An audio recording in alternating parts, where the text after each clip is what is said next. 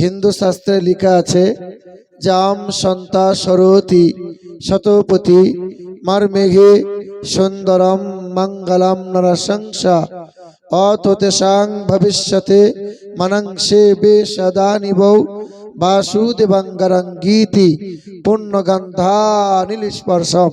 পৃথিবীর জমিনে একজন গুরু আসবেন। তিনি একটা ধর্মের গুরু হবেন না, তিনি হবেন বিশ্বের মানব জাতির, বিশ্বের মহান নেতা।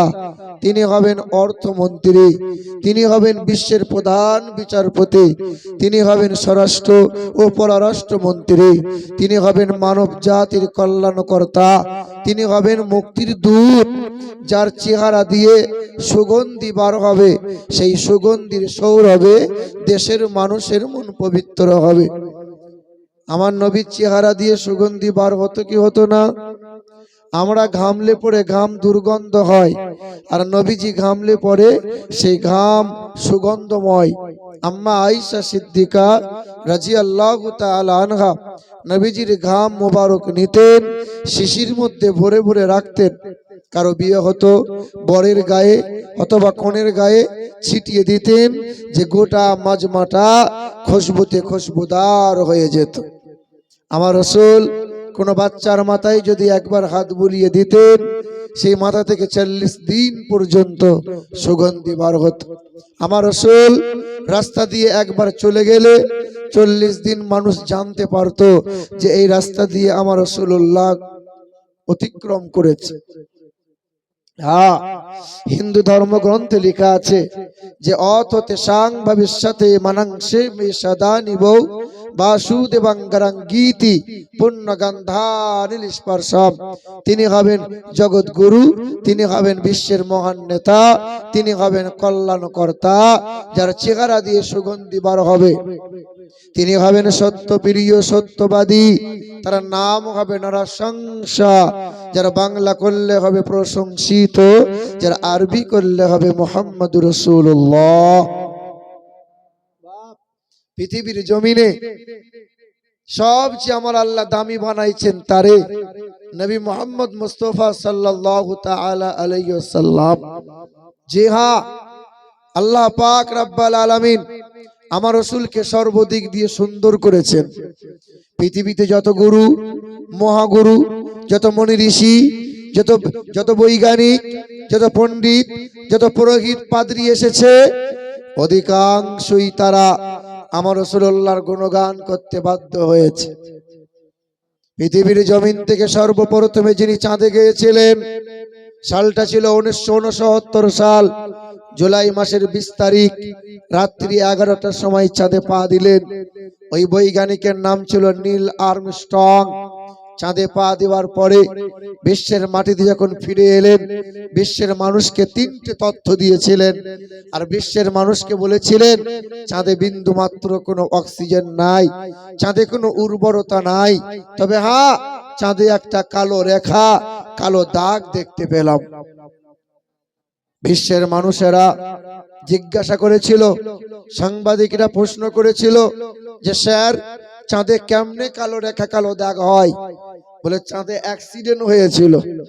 চাঁদে কোনো গ্রহ কোনো নক্ষত্রের সঙ্গে অ্যাক্সিডেন্ট নয়।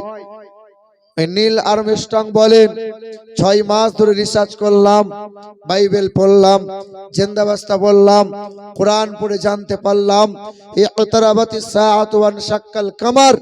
হ্যাঁ, আমি কোরআন এবং হাদিস রিসার্চ করে জানতে পারলাম মক্কা নগরীতে বিশ্বের মহান নেতা দাঁড়িয়েছিলেন। বিশ্বের মহান জগৎগুরু কল্যাণকর্তাকে বেঈমানরা বলেছিল, হে মুহাম্মদ রাসূলুল্লাহ, আপনি যদি ওই আকাশের চাঁদকে 2 টুকরো করে দেন, আমরা কালেমা পড়ে ঈমানদার হব। নবী আমার ওই মক্কা নগরী থেকে আকাশের দিকে শাহাদত আঙ্গুলে ইশারা করেছিলেন। 1 আঙ্গুলের ইশারায় চাঁদ 2 টুকরো হয়েছিল। নীল আর্মস্ট্রং বলেন চাঁদে আজও কালো রেখা কালো দাগ দেখা যায়, কারণ নবীর আঙ্গুলের ইশারায় চাঁদ 2 টুকরো হয়, তারই আঙ্গুলের ইশারায় চাঁদ জোড়া লেগে যায়। তবে হ্যাঁ, তার জীবনী তার চরিত্র আমি দেখলাম, তার জীবনী পড়ে জানতে পারলাম চাঁদে দাগ আছে, কিন্তু তার চরিত্রে বিন্দু মাত্র কোনো দাগ নাই। মুসলমান বাবারা, ভাইরা আমার, আল্লাহ পাক রব্বুল আলামিনের বান্দা হলো তারা, দয়ার নবী মায়ার নবীর প্রেমিক যারা। জি হ্যাঁ, আল্লাহ পাক রব্বুল আলামিন জানিয়ে দেন, ইয়া ইবাদ ইন্না আরদি ওয়াসিআতুন ফাইয়া ফাবুদুন। ইয়া ইবাদ লা খাউফুন আলাইকুমুল ইয়াওমা ওয়ালা আনতুম তাহজানুন। আমার বান্দা হলো তারা, সুখে দুঃখে আমি আল্লাহকে স্মরণ করে যারা। আমার বান্দা হলো তারা, আমার কালামকে বুকে নেয় যারা, ছেলে মেয়ের বুকে কোরআন ধরিয়ে দিয়েছে যারা। আমার বান্দা হলো তারা, সর্ব অবস্থায় আমি আল্লাহকে স্মরণ করে যারা। আমাদের বর্ধমান জেলায় ধান খুব ভালো হয়। যে বছরে ধান ভালো হয় তো জিজ্ঞাসা করি, চাষা কি ব্যাপার? বলে চাষ করা জানতে হয়। চাষ করেছি বলে ফলন ভালো হয়েছে, পরের বছরে আল্লাহ পোকা দিয়ে শেষ করে দিয়েছে। তো চায়ের দোকানে বসে বসে বিড়িতে টান মারে, বলি চাষা কি হলো? বলে আল্লাহ সব শেষ করে দিল। ভালো হলে আমার, খারাপ হলে আল্লাহর। কথা বুঝতে পারছেন? মুসলমান বাবারা, ভাইরা আমার, আল্লাহকে ভয় করো, আল্লাহকে ভয় করো, নবীর প্রেমিক হয়ে যাও, নবীকে সবচেয়ে বেশি মহব্বত করে নাও, নবীর মহব্বত নিয়ে খোদার ইবাদত করো, ওই ইবাদত খোদার দরবারে গ্রাহ্য হবে। এ মুসলমান সোনার টুকরো বন্ধুরা আমার, সুধী মানুষেরা, আল্লাহ পাক রব্বুল আলামিন আসমানটাকে বানাইলেন, জমিনটাকে বানাইলেন, রং বেরঙের পাখি দান করলেন, আল্লাহ চন্দ্র সূর্য বানাইলেন, যত যা কিছু বানাইছেন সব কিছু মানব জাতির সেবার জন্য নিয়োজিত করলেন। তবে হ্যাঁ, আমার আল্লাহ আসমান বানাইছেন, আসমানকে সুন্দর বলেন নাই, জমিনকে বানাইছেন, আমার আল্লাহ জমিনকে সুন্দর বলেন নাই, রং বেরঙের পাখি দিয়েছেন, আমার আল্লাহ সুন্দর বলেন নাই, সুন্দর বন আছে, আমার আল্লাহ সুন্দর বলেন নাই। হ্যাঁ মুসলমান সোনার টুকরো বন্ধুরা, আমার আল্লাহ পাক রব্বুল আলামিন কোরআন পাকে 4 বার শপথ করে বলেন, ওয়াতিন ওয়াজাইতুন ওয়া তুর সিনিন ওয়া হাযাল বালাদিল আমিন। কোরআন পাকে 4 বার শপথ করে বলেন, আমি আল্লাহ পাক রব্বুল আলামিন বড় সুন্দর করে মানুষ বানাইলাম, এত সুন্দর করে মানুষকে বানাইলাম, পৃথিবীর জমিনে এই মানুষের মতো সুন্দর প্রাণী আর কেউ নাই। আমার আল্লাহ পাক আদমকে যখন বানাতে চাইলেন, ফেরেশতারা বিপক্ষে দাঁড়িয়েছিল, আল্লাহ আদম আপনি বানাবেন না, মানুষ বানাইয়ে ঝামেলা আর বাড়াইয়েন না। কিন্তু মহান মালিক এই মানুষের পক্ষে দাঁড়িয়ে বলেছিল, ইন্নী আ'লামু মা লা তা'লামুন, আমি যা জানি এ ফেরেশতা তোমরা তা জানো না। আল্লাহ পাক রব্বুল আলামিন আদর করে মানুষ বানাবেন, আর ফেরেশতারা বাধা দিয়ে বলেছিল, আল্লাহ মানুষ বানাবেন না। কেন মানুষ বানাবেন না?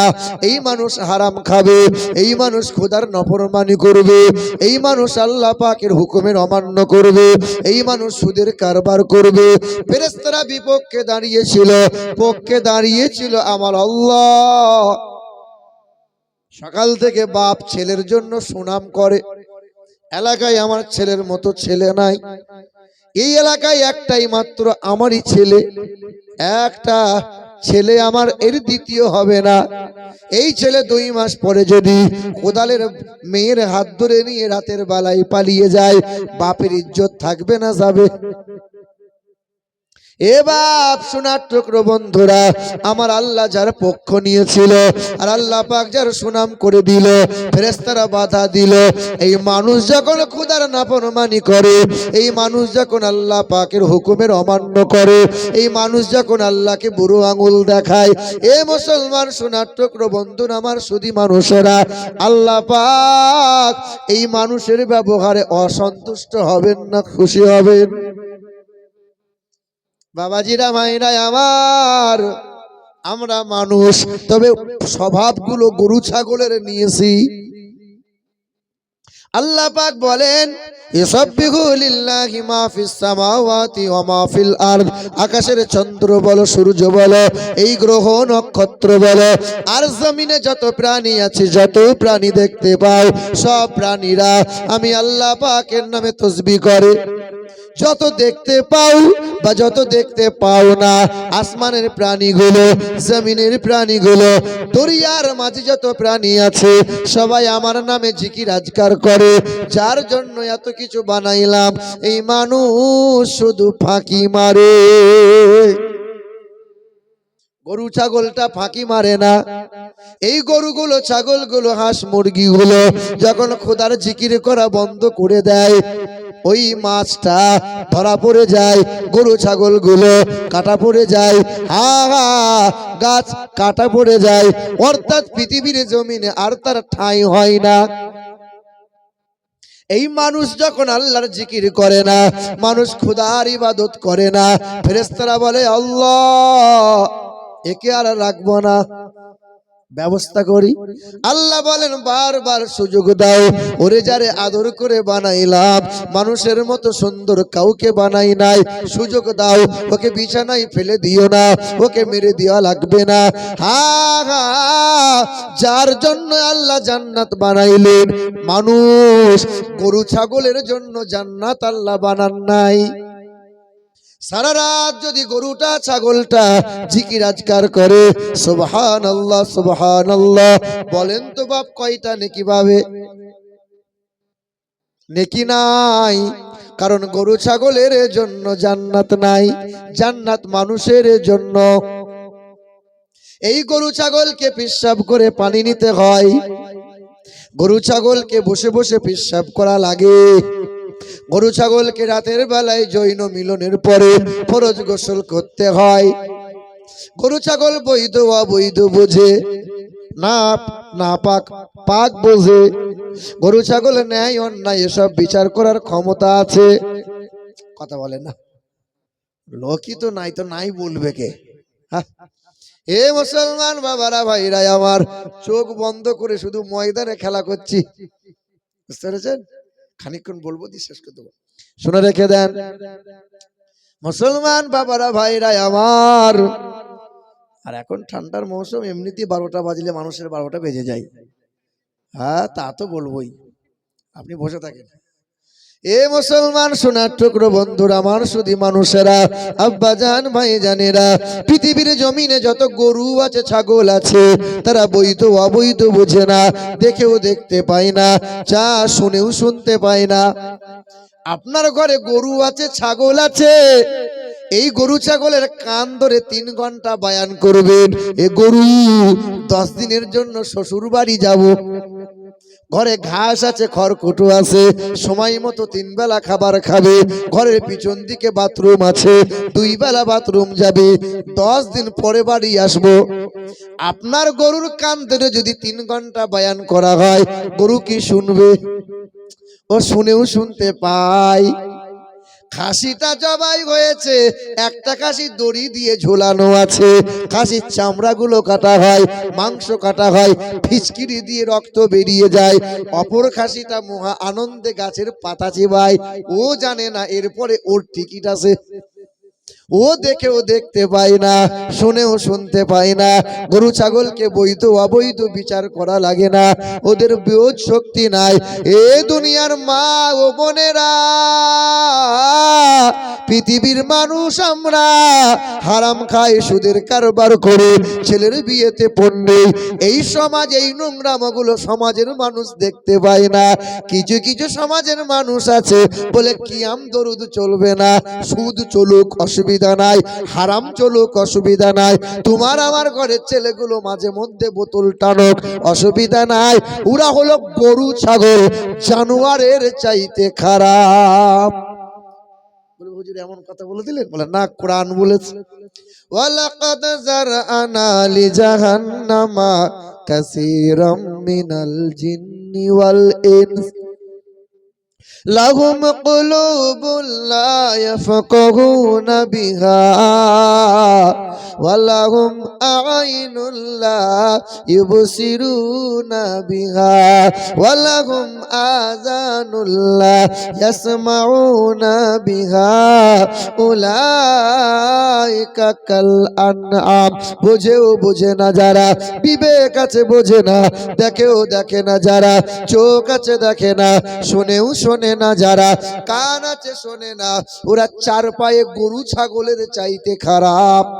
তোমার আমার ঘরের ছেলেগুলো দাঁড়িয়ে দাঁড়িয়ে পিশাব করে পানি নেয় না, ওটা মানুষ হতে পারে না। গরু ছাগল একদিকে খাবার খায়, ওই দিকে বার করে দেয়। তোমার আমার ঘরের কত মানুষ রয়েছে বাবা, এই দিকে খাবার খায় আর ওই দিকে বার করে। ডান হাতে গরম বিড়ি আর বাম হাতে নরম বিড়ি। লজ্জাও লাগে না, শরম লাগে না? এরা মানুষের খাতায় পড়তে পারে না। গরু ছাগল যত বড় হয় বাপ মাকে ভুলে যায় আর মা বাপ চেনে না। গরু ছাগল যত বড় হয় আর বাপ মাকে খেতে পড়তে দেয় না।